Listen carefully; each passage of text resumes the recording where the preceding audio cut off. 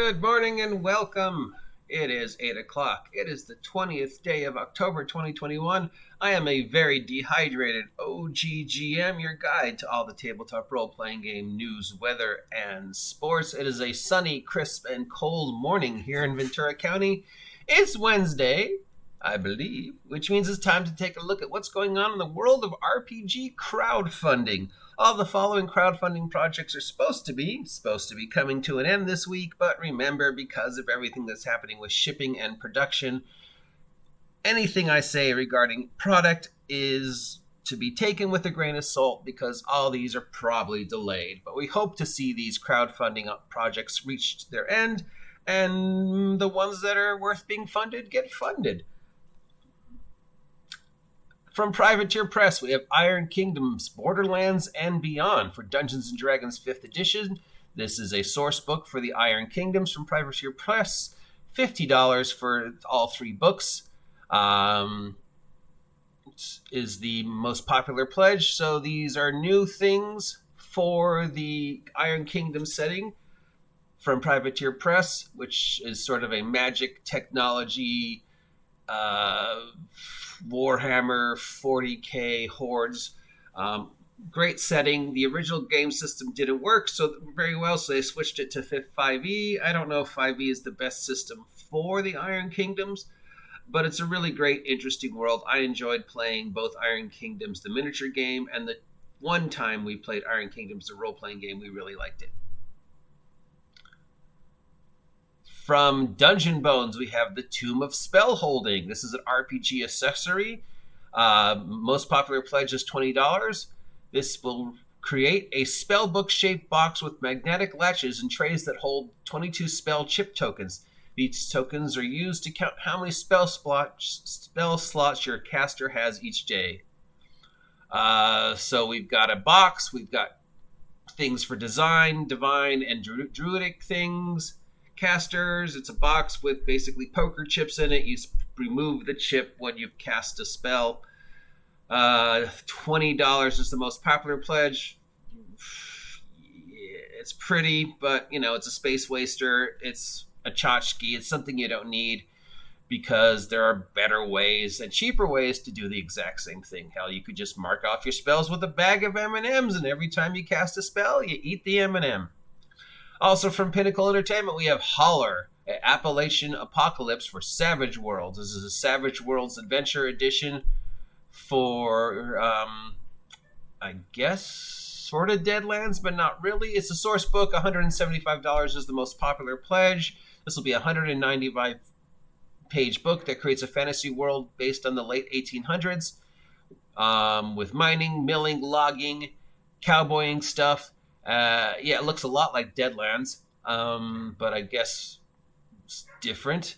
The box set you'll get dice, cards, figures, maps, a deck of cards, pictures, a GM screen, all sorts of fun stuff. So this is the Savage World Adventure Edition called Holler, an Appalachian Apocalypse for Savage World. It looks a lot like Deadlands, which of course is how Pinnacle started. Savage Worlds is a great system. So check it out. This one could be fun. From Dice Dungeons, we have Mutated Monsters, Evolve Your 5th Edition Campaign. This is a Dungeons & Dragons 5th Edition source book. Most popular pledge is $45. It allows you to do things to have 120 new monsters for 5th edition, plus hundreds of ways to mutate and evolve pre-existing monsters. Yeah, do you really need this? Yeah, I don't think you do. From Wicked Clever, we have Goblinia, the tabletop role-playing game. This is an original system. Its most popular pledge is $40. Imagine a Victorian era in which fairies rule the worlds and oppress goblins. In this 250-page book, you will play as goblins rebelling against the fairy government. So, clockwork, Victorian, alt history, a very common, popular setting, magic and Victorian technology, London, and of course goblins, trying to work together to overpower a pixie government for $40 for something that you could have probably done for as a source book for another game for $20. From Possum Creek Games, we have Our Haunt by Jamila Najadi, Jamila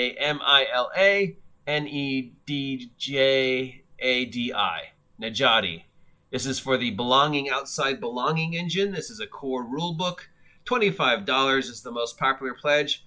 In this 100-page book, you get rules of how to play a ghost haunting a house. The system has no dice, no dice masters, a token economy, and again, deals with a bunch of individuals sitting around a table telling an interactive story where you're playing ghosts. Sounds very much like World of Darkness. I do not know what the Belonging Outside Belonging engine is. This is the second time this morning we've heard it mentioned. Let's see if we can find any information on it.